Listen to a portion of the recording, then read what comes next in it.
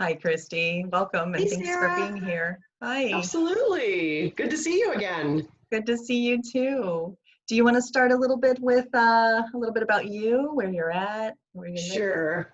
Absolutely. I just kind of found out about the impact investors and the financial friends less than a year ago. And the very first activity I did was go on the cruise in January, which turned out to be the biggest blessing ever because who knows when we're going to get to do that again. Oh, good point. Good point. Yes, Yeah. right after is when everything got halted, right? Yes, we were very fortunate. Not a sickness on board. So what do you do do you have a eat money type job or do Oh, you? okay. All right. Well, first, I guess I should tell you my name. My name is Christy Osterkamp, and I'm I think I'm the only impact investor in Oregon. I live in Bend, Oregon, which is right in the center of Oregon at 3,500 feet. It's a really healthy place, also very overpriced. Everybody seems to be flocking here, especially when you can bring your jobs with you. So there's not a lot of good real estate deals to be had. Um, Definitely not any fix and flips because it's really a feeding frenzy among all the investors. So let's go back a minute. When I first lost my job in corporate America, I was an admin assistant. So when my company folded in 2016, that I was an admin for, loved it, loved the staff. I just personally swore I'll never work again for an employer. So I grabbed Robert Kiyosaki's book called Rich Dad Poor Dad, and I read it in one sitting, and then I just kept reading. And I haven't stopped in the last 4 years. I just can't seem to get enough.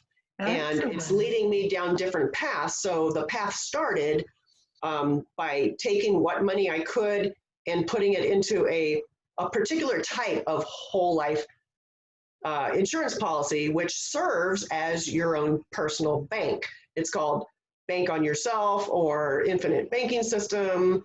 It goes by different names, and it's a very specific type of whole life insurance where about maybe 75% of it is available to you as your own personal loan source. So I don't have to go through underwriting. I don't have to ask permission. I simply say, give me the money, and then I am responsible for paying it back.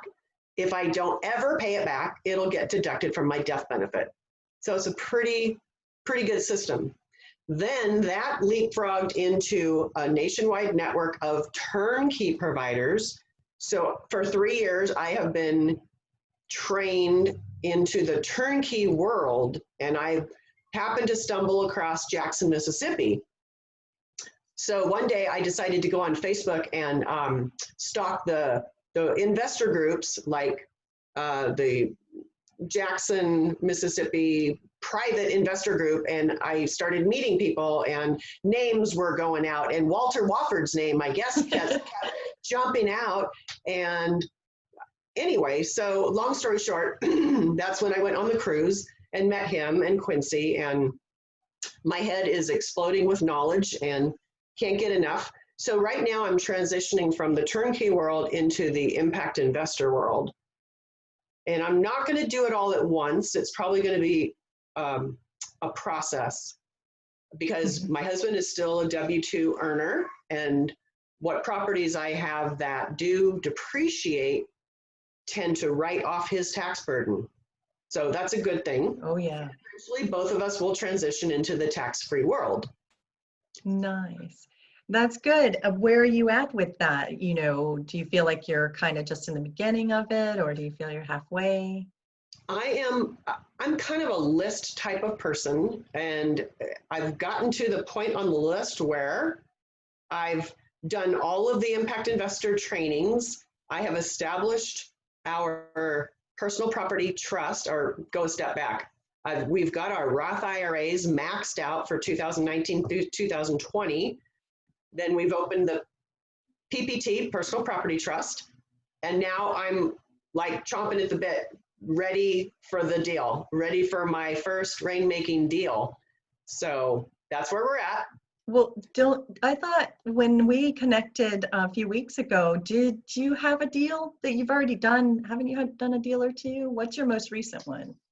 We have two seller carry deals that were actually probably impact investor type people, but Right. instead of selling it to a homeowner, they sold it to me as an investor, and I'm holding it as a buy and hold rental. Okay. Gotcha. And which is fine for now, but eventually, if those tenants remain, I will certainly open up the opportunity for them to purchase it if they'd like to do that. Great. So to be clear, you're saying that you're ready to do your first impact deal, right? Yes, with Okay. using the trust and using the IRAs. That's something we've never done before. Okay. And I know that we're going to focus a little more on you, but if somebody's listening to this and hasn't heard about the impact investing model, how would you say in a few sentences, or even someone out on the street, what you're up to, what that is? Basically, it's a win-win situation where the investor, the rehabber, the seller, the tenant, and the buyer all have a winning situation where the tenant may not be able to get through underwriting into their own mortgage. So once they've proven themselves, 3 to 6 months of tenancy and the dependability of keeping their rent paid, they have the opportunity to purchase the house using seller financing in the form of a promissory note.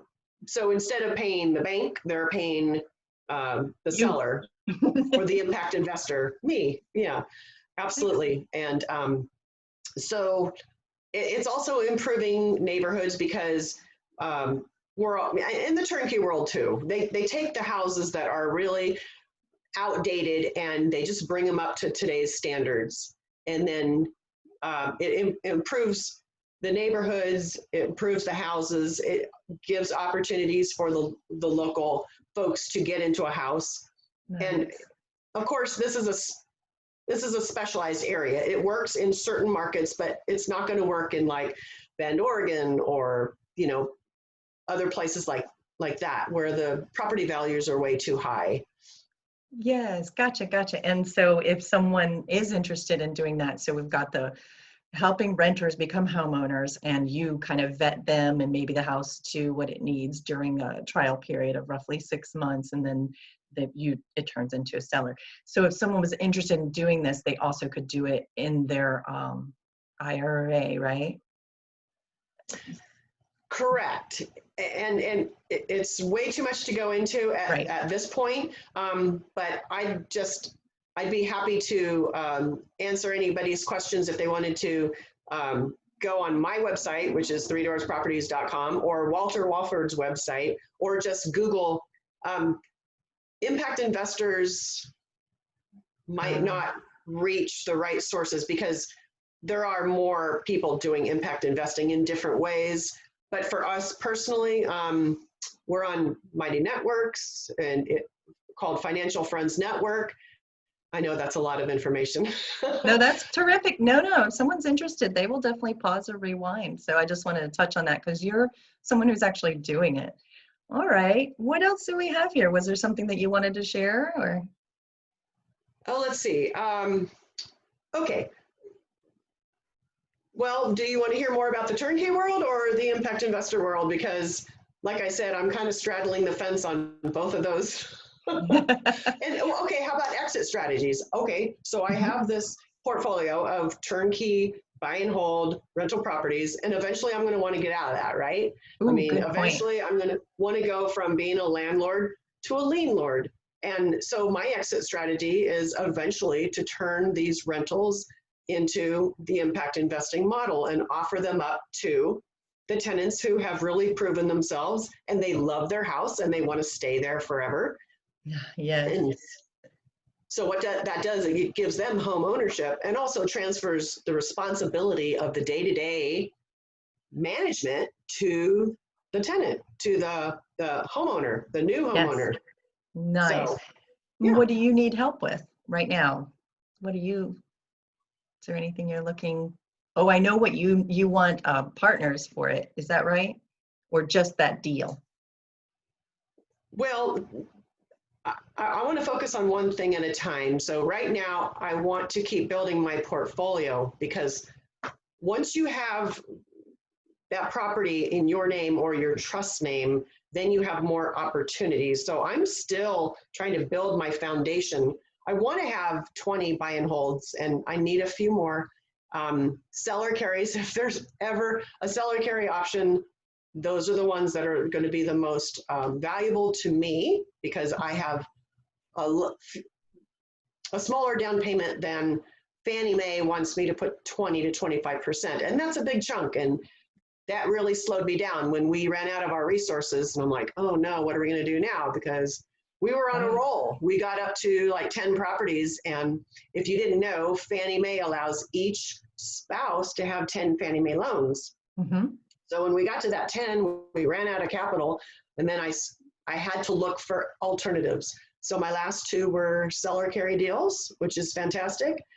I would love more of them.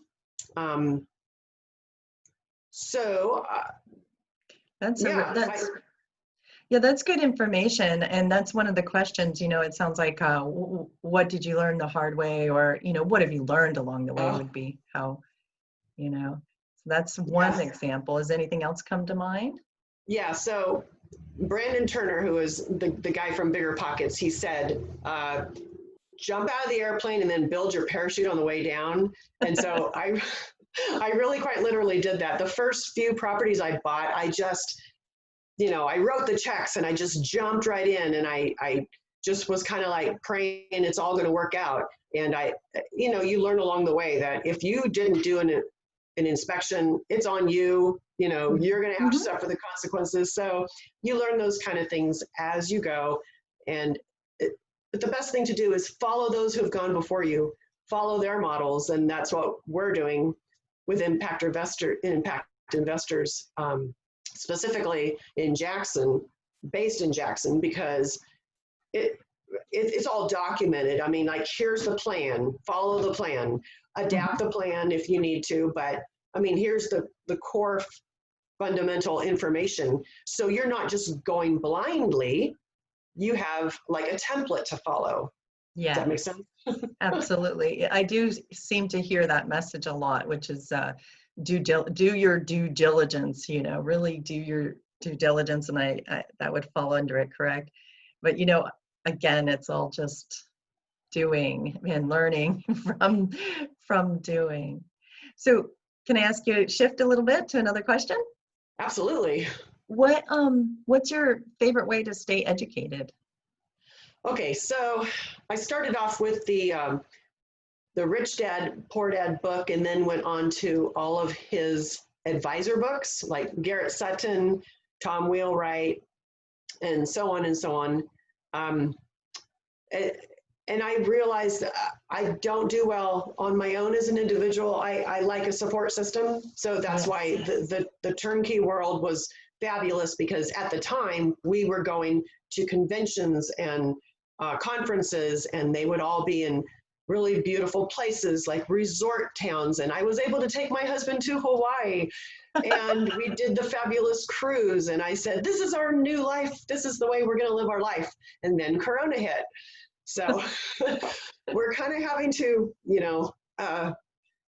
reboot what our business model is going to look like. And I did my first set of flights in August, and we got through it, and nobody got sick. And so life does go on. Oh, good for you. So you did go out. Excellent. Well, you and I were yes, there that's together. Right. That's right. I was thinking we were in September already. So yeah.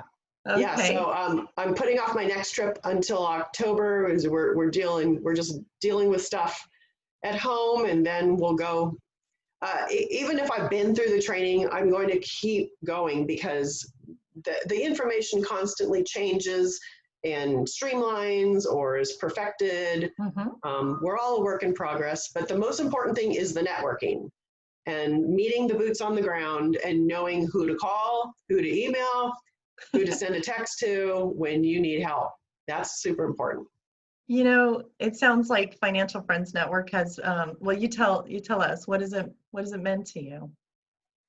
Uh, well, first of all, when I stumbled across it, it had like 3,000 members, and that's too much for me. It's too big. So, and now we're on Mighty Networks, and then we're around 800. But my comfort zone is the little small tribe that maybe only has 60 people in it, because I get to see those faces over and over again and hear their stories and know what their expertise is, so that when I call them or text them or email, they kind of know who I am too. Right. And it's not something you can really do in a huge group.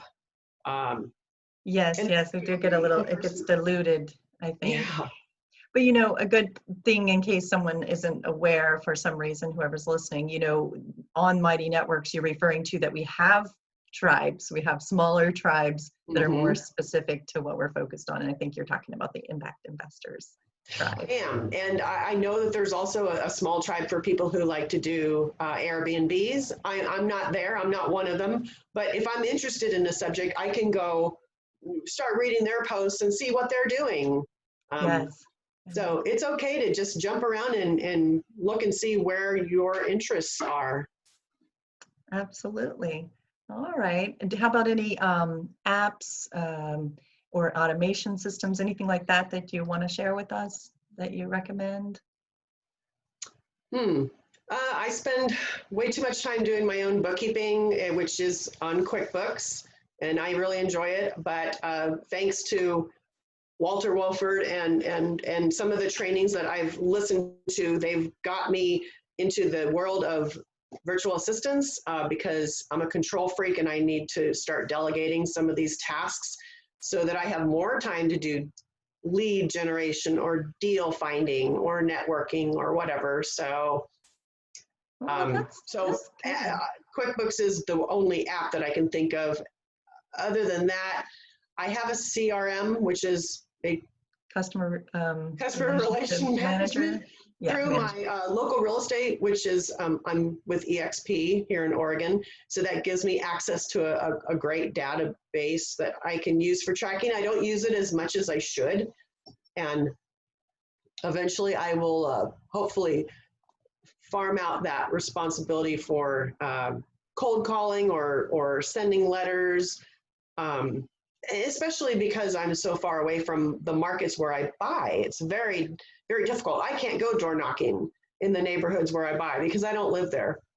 So I'm still learning how to get all the dots connected. Well, you're doing fantastic. I mean, to hear that you've come this far, and you can see the evolution in people in their business where, starting to hand things over so that you can focus more on what's most important to you or what you prefer to do. You're getting to that space and you're diving in the way that you do is tremendous. I think a lot of us can really learn from people taking risk like that to some degree, where I've got to be part of it to learn it, to really experience teaches, right? So. Right. And the most important thing is that I want this to pass on to the next generation. I obviously raised them to be workers. We all did. I think we didn't know any other way. So I jumped into this after the age of 50, and I wish I had had those resources when I was in my 20s and 30s. But regardless, I'm going to pass on these opportunities to the next generation and to the grandchildren. I've already told my 7-year-old grandson, when you're 12, you're going to start going to some of these trainings with me. So, oh, what an inspiration. Yeah. Well, that makes me think, I don't know if you have enough time, but it's the why, and maybe asking people what's their why. I would say that's one of your whys That definitely is. And there's just so much to learn. We've finally got our revocable living trust in place. So I've seen families torn apart who have this huge inheritance and they end up fighting over it and then never speaking again. I never want that to happen in my family. So, ooh, that's a really great point that you bring up. I think maybe a lot of people aren't thinking so right. much about that, but and Yeah, what so the you're working on. revocable living trust, it gives us a little autonomy in how that money is going to get distributed. You're not going to get a big old lump sum that you're going to go crazy and blow, like I did. It's amazing how much money you can blow if it's handed to you in one piece. Okay, but it's going to be farmed out in certain ways. It's going to go to certain causes and certain life events and that sort of thing. And everyone's kind of on an even keel. I've got my 3 children and Steve has his 3 children, and then the grandchildren are obviously all ours because there's no such thing as a step grandchild. And as much as we are able to reach into the future and dictate how we want our money to be spent and how we want these like properties to go forward beyond us, that's called legacy. And that's why we do what we do. Excellent. Well, thank you for being here today and sharing with us. Honestly, you're an inspiration to me to see people dive out and do something different, especially Thanks. for the reasons that you have. Thank Well, you. and if people, sometimes people are only listening while they're driving or cooking or what have you, how can they reach you, Christy? Okay, so when we first started in this business, we bought 3 houses in one day. So our company became 3 Doors Properties. It's not related to 3 Doors Down, the rock band. We're 3doorsproperties.com, and then on there will be my email address, 3doorsproperty@gmail, or my phone number. That's on your site also? Right, and then I would be happy to refer out to anything that I'm connected to. Okay. And do you prefer like text, call, or email? Do you have a preference? If it's urgent, text is best. If it's not urgent, email is secondary. And phones, I get too many spam calls, so I kind of resist answering those unknown phone calls. But followed up with a text is perfect because I can jump on that and get right back to you. Thank you. Well, have a great rest of your day, Christy, and thanks for sharing with the Financial Thanks, Friends. Sarah. Nice to see you again. Bye. Bye-bye.